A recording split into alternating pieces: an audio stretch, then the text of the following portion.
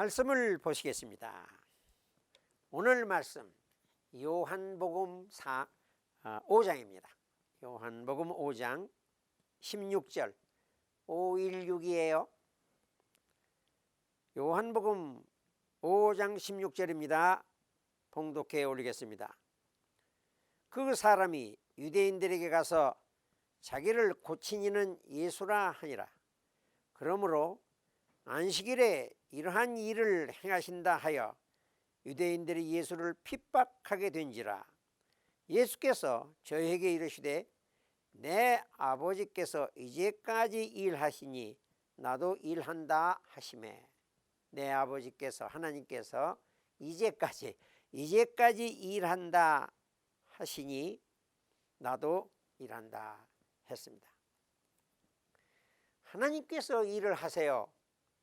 아니 천지를 다 6일 만에 지으시고 일곱째 되는 날 안식하심으로 온 세상을 창조하시고 그러셨는데 예수님은 하나님께 아버지께서 이제까지 일하신대요.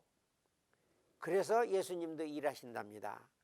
이게 베데스다 38년 된 병자를 고치고 나셔서 그 자리를 들고 걸어가라 그랬더니 그걸 그 병자가 자리를 걷어가지고 가는 걸 보고 바리새인들이 너 안식일에 하지 못할 일을 한도가 누가 이런 일을 시켰느냐. 그러니까 예수님께서 그때 이 바리새인들과 디베이트하는 장면인데요. 여기에서 우리가 한 가지 궁금한 게 있어요. 하나님 아버지께서 이제까지 일을 하신다. 저는 무슨 일을 하나 궁금하시지 않으세요? 하나님께서 지금 일을 하시면 뭘 하시고 계실까요? 그래서 가만히 곰곰이 생각했습니다. 자, 하나님께서 태초에 에덴을 창설하셨습니다.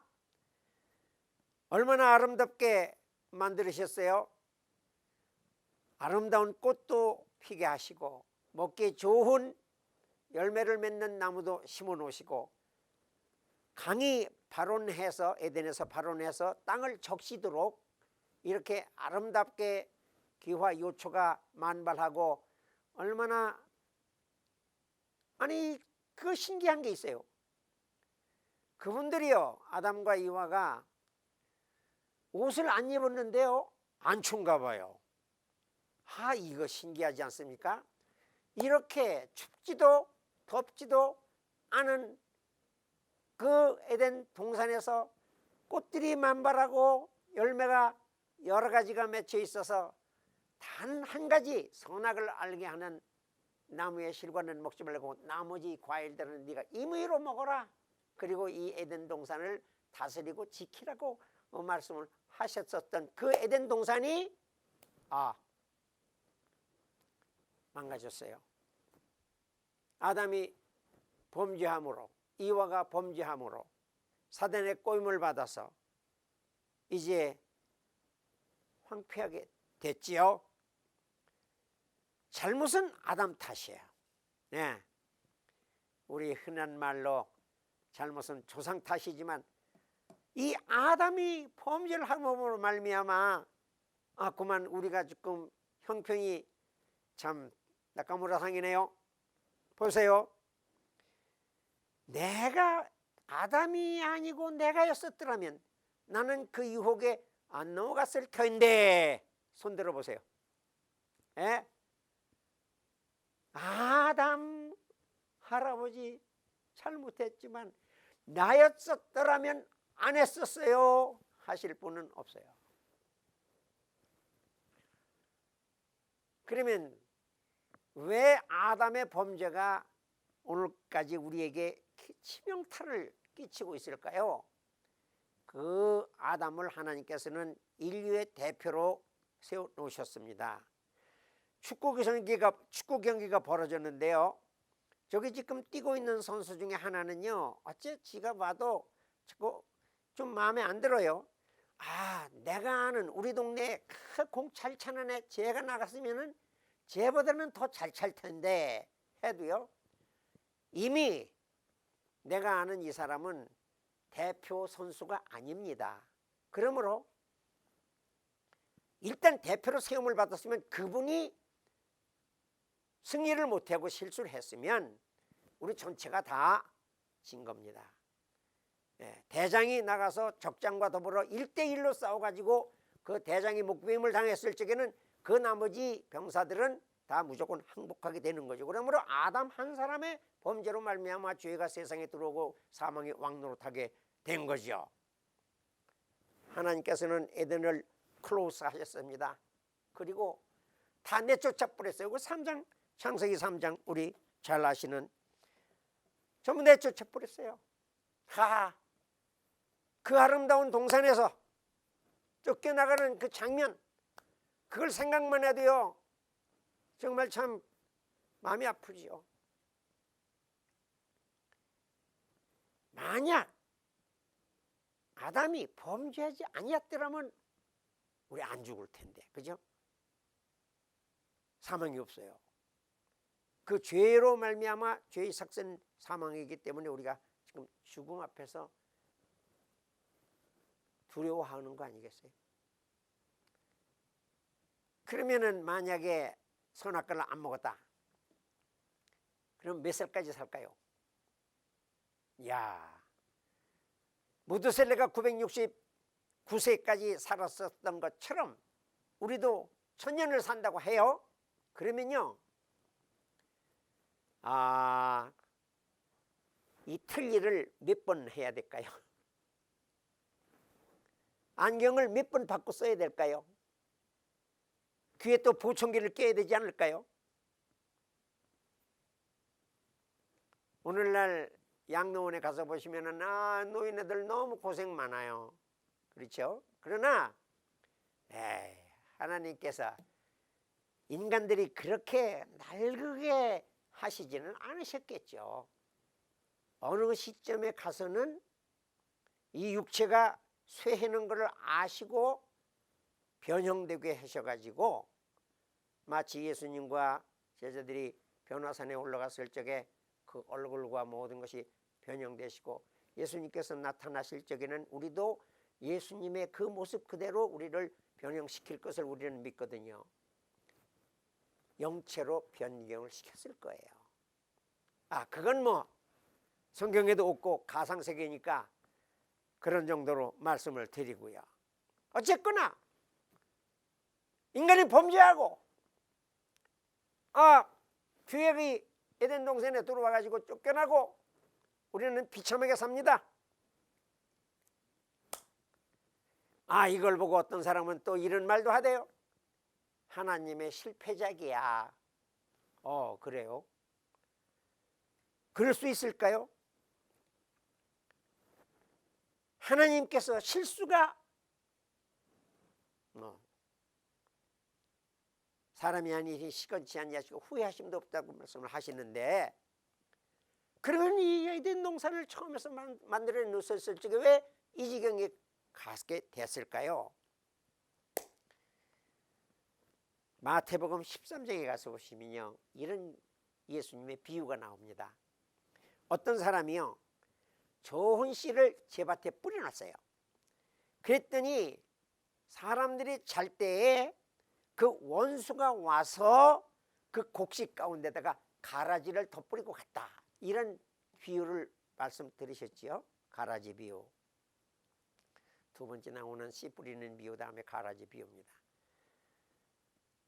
하나님께서 인간들에게 형상을 입혀 놓으시고 자유의지를 주셔가지고 자발적으로 하나님을 섬기도록 인간을 지어 놓았는데요, 그 사이를 그 간계한 사탄이 교묘하게 뚫고 들어와가지고 인간을 넘어뜨렸습니다. 그리고 하나님을 낭패시킨 거예요. 그러므로 이제부터 하나님의 일하시는 것은 무엇일까요? 이 사단과의 전쟁입니다. 이 사단과의 전쟁이에요. 아니나 다를까 하나님께서 그 여자에게 말합니다. 이제 너희들에게 잉태하는 고통을 크게 더할 것이다. 크게 더할 거예요. 짐승들은요 오리 새끼나 나면을 바로 물로 갑니다. 노루들도요 얼마 안 있어서 어미를 따라다니면서 같이 산을 탑니다. 근데 이 사람은요 여인들 고생합니다. 그래요. 여인들 고생하는 거 수고 많이 하시지만은 남자들에게 아담에게 주신 명 너무 또 네가 일평생 수고해야 땅의 소산을 먹을 것이다. 어? 네 얼굴에 땀이 흘러야 식물을 얻을 것이다. 네 근본된 토지를 네가 갈아야. 그건 뭐냐 하면요 자기가 취한 그 땅을 자기 몸을 상하게 한다는 거죠. 나를 그리고 필경은 흙으로 돌아가리라. 저희 어르신들이 우리 어렸을 적에 밭에 나가서 농사하시는 걸 그 땀 흘려 일하는 걸 보았을 적에요 서정주 시인은 국화 옆에서 뭘 하고 시를 읊었느냐 하면은 한 송이 국화꽃을 피우기 위하여 봄부터 서쪽새는 그렇게 울었나 보다. 그런 시가 있어요. 그제 아시죠? 저는 이거를 이렇게 바꿔봅니다. 한 폭이 김장 배추를 얻기 위하여 아침부터 농부는 그렇게 이마에 땀을 흘렸나 보다. 그 남자들 직장 생활에 나가서 스트레스 받고요 그 월급 받을 적에 그 고통은요 생각해 보세요. 얼마나 힘든지 아세요? 어떤 때는 지가요 한 50m 전봇대 하나 사이를 두고 내가 들어갈 회사 정문을 바라보면서 한참 동안 서서 망설이고 있다가 시간이 돼서 할 수 없이 회사를 들어간 적도 있었습니다. 그러니 우리 에덴 동산을 망가지고 이 인간들은 고통 속에서 살아나가는 걸 보시면서 하나님께서 그때 무슨 생각을 하고 계셨을까요? 무슨 계획을 가지고 계셨을까요? 우리는 흔히 역사를 여러 가지 정의를 합니다. 그러나 여러분들께서도 잘 아시는 오늘의 교회 담당하셨던 유진수 목사님의 그 책 66페이지에 가서 보시면 그분이 이렇게 썼어요. 역사란 아놀드 토인비는 이렇게 했어요. 도전과 응전이다. 또 해결이라나 절대 정신의 자기 실현 과정이다. 나 이거 무슨 소리인지 모르겠어요. 그런데 쉽게 풀어놓으셨어요. 하나님께서 역사란 성경적으로 역사를 풀이합니다. 하나님께서 그 자신이 지으신 세계를 회복하시는 과정이다. 전 여기에 동의합니다. 하나님께서 이제까지 일하시는 것은 망가진 에덴 동산을 그냥 다시 갈고 덮고 수리하고 보수하고 청소하는 그런 정도가 아니라 그 처음의 것을 폐하시고 나중에 우리 구속받은 백성들이 가서 살 그 처소 새 예루살렘, 이야 계시록에서 나오는 그것을 보시면요 다시 눈물이 없고 아픈 것이 없고 사망이 없고 해나달의 비침이 쓸데없고 생명수 어린 양의 보좌로부터 근원이 되어가지고 생명수 강이 생수의 강이 흐르는데 그 양쪽에 생명나무들이 여기 지금 에덴 동산에는요 이 아담과 이브를 내쫓기 전에 천사들로 하여금 그룹들로 하여금 화염고물 불꽃 같은 그 검이 빙빙빙빙 그 생명나무를 감싸게 해가지고 접근을 못하게 시켜놓았지만은 그래서 우리는 생명나무를 구경도 못하고 알지도 못합니다. 하지만 우리가 이 다음에 갈 천국은 그 생수의 강의 보좌로부터 어린 양으로부터 흘러내려오는 그 양쪽 가장자리에 12가지 과일을 맺는 다달이 맺는 그 생명나무가 있어요. 거기 가서 우리는 그 생명나무의 열과를 맞아요. 이렇게 비교도 안 될 만치 확 개혁하시는 우리 하나님, 그래서 지금도 이제까지도 일하시고 계시다는 거죠. 그래요. 우리는요, 우리 예수님께서 요한복음 14장에 너희는 하나님을 믿으니 또 나를 믿으라. 내가 이제 너희들과 작별나서 내가 하나님께로 가는데 그 이유는 뭐냐? 내가 간 다음에는 나보다 더 좋은 성령을 내가 하나님께 구해가지고 너희들에게 보내주실 텐데, 그거 말고도 내가 가는 목적은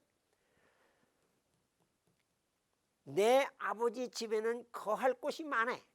그때 거한다는 그곳을 영어로 맨션이에요.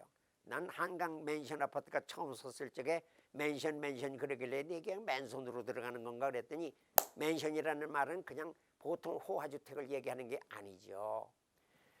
그런 거할 때가 많은데, 그렇지 않으면 내가 너에게 일렀으리라. 아니나 달라요. 예수님께서는요, 들에 피는 백합화를 보라, 또 공중에 나는 새를 보라 하시면서요, 너희들이 무엇을 먹을까 무엇을 입을까 염려하지 말라, 이런 것들은 다 이방인들이 구하는 것이다 그러시면서, 아니 사람이 필요한 게 의식주인데요, 옷에 대해서 말씀을 하시고 무엇을 입을까 무엇을 먹을까 까마귀를 봐라 이러시면서도 왜 그때에 산상보훈에서는 주택 문제 거하는 거는 왜 말씀을 안 하셨을까요? 난 그게 궁금하더라고요. 처음에 의식주가 중요한데, 예수님께서 나는 머리 둘 곳도 없고 여우도 굴이 있는데 나는 길거리에서 노숙자처럼 지내는 경우도 있으시기 때문에 우리로 하여금 이 세상에 살 동안에 나그네처럼 그렇게 살라고 하신 거, 그건 아니었어요. 그러나 예수님은 이 다음에 너희들이 올라갈 그 천국은 에덴 동산하고는 비교도 안 되는 놀라운 그 맨션 아파트를 말씀을 하신 거죠. 제가요, 한국에 있을 적에 전도사로 일할 적에요, 어떤 회장님 댁을 갔습니다. 1976년도에 4억 5천을 들여서 지은 집입니다. 76년도에 4억 5천. 딱 담을 끼고 들어가는데요, 대문을 탁 여니까 왼쪽에 차고가 2개 있는데요, 볼보가 있더라고요. 난 이름이 이쁘더라고요. 볼보. 개혁 와서 보니까 볼보 차도 봤는데요, 그 집안에 들어가서 거실이나 침실은 공개하지 않았지만은 그 밖에 다른 장소들을, 그 앞에 뜰을 공개해서 다 거기서 있을 때에 너무너무 좋더라고요. 하지만 그걸 몇 년 걸려서 지었냐면 7년 걸려서 지었답니다. 7년. 하지만 예수님께서 지금 내가 가서 너희 있을 곳을 예비하면은 나도 다시 와가지고 너희를 나 있는 곳에 함께 있게 하리라고 약속하시면서 하늘나라를 지금 에덴 동산에 비해서 훨씬 더 거창한 동산과 우리 거할 때를 만드시는 것은 지금 2000년이 넘게 일을 하시네요. 그러니 얼마나 좋겠어요? 그 바닥이 뭡니까? 금이에요. 성곽이 있는데요, 월. 성곽이에요. 그 성곽의 기초석이요, 다 보석입니다. 그 요한계시록 21장에 가서 보시면 각종 보석들이 12개가 다 나오는데 저는 외우지도 못하겠어요. 보석에 대해서는 지금 무지하기 때문에. 문이 뭡니까? 진주예요. 이런 그 아름다운 곳으로 사탄에게 속아서 에덴 동산을 표시했던 것을 완전히 바꿔놓고 그 대신에 거기에는 뱀이 얼씬거리지 못해요. 이 뱀, 이브가 속고 인류가 완전히 비참한 지경으로 이끌어나간 요 간계한 뱀, 하나님 말씀하십니다. 또 내가 봄에 천사가 무저갱 열쇠와 큰 쇠사슬을 그 손에 가지고 하늘로서 내려와서 용을 잡으니 곧 옛뱀이요 마귀요 사단이라 잡아 1천년 동안 결박하여 무저강에 던져 잠그고, 그러나 잠깐 놓여가지고 또 천하만국을 유혹하고 꾀지만은 그 20장 10절에 가시 보시면 또 저희를, 그 악한 세력들을 미혹하는 마귀가 불과 유황못에 던지우리라. 거기는 그 짐승과 거짓 선지자도 있고 세세토록 밤낮 괴로움을 받을 것이다. 완전히 없애버렸어요. 하나님 얼마나 속이 상하셨으면 그러셨을까요? 하나님이 누구십니까? 하나님은 처음과 나중이세요. 알파와 오메가십니다. 천지를 세계가 다 하나님께 속하였어요. 그러므로 너희가 내 말을 잘 듣고 내 언약을 지키면 너희는 내 소유가 된다고 말씀을 하셨지요. 출애굽기에 이스라엘 백성들을 끌어내시고 난 다음에. 그래요. 여호와는 세운 것을 헐기도 하시며 심은 것을 뽑기도 하신다고 그랬어요. 에레미야 45장 4절에 가서 보시면 하나님께서는 그 세운 것을 헐기도 하시며, 그러니까 에덴 동산을 처음에 만들었어요. 그랬다가 헐어뿌려. 그러시고 또 심은 것을 뽑기도 하나니 거기에 선악을 알게 하는 나무, 기타 모든 아름다운 열매를 맺는 그런 것들을 다 뽑아서 나중에는 이제 천국에다가 생명나무 과일만 심어 놓으시는 거죠. 여호와는 가난하게도 하시고 부하게도 하시며 한나가 그렇게 기도했지요. 낮추시기도 하시며 높이기도 하시는도다. 땅의 기둥들은 여호와의 것이라. 여호와께서 세상을, 세계를 그 위에 세우셨도다. 예? 땅의 기둥들은 여호와의 것인데 여호와께서 세계를 그 위에 세우셨도다. 그러므로 에덴 동산을 다시 레노베이션 정도가 아니고 처음 하늘과 내가 보니 새 하늘과 새 땅을 보니 처음 하늘과 처음 땅은 없어졌고 바다도 다시 있지 아니하더라 하시면서 내가 만물을 새롭게 하노라 하셨어요. 자, 하나님은요 처음과 나중이신데요, 우리 인간들은요 이렇게 하나님께서는 처음 것들을 피하시고 대사장 제도, 예배하는 제도 이런 걸 다 언약, 첫 언약 이런 거, 처음 세상 이런 거 다 피하시고 둘째 것을 세우셔가지고 비교도 안 될 만치 놀라운 새로운 세계를 지금 창조하시고 새 하늘과 새 땅을 지으시는데요, 우리 인간들은요 하나님은 가실수록 점점 더 은혜로우시고 자비로우시고 놀라우신 일을 우리를 위해서 예배해 주시는 선하신 좋으신 하나님이신데요, 우리 인간들은 그렇지 않아요. 처음에는요 다 좋아 보여요. 근데 갈수록 사람들은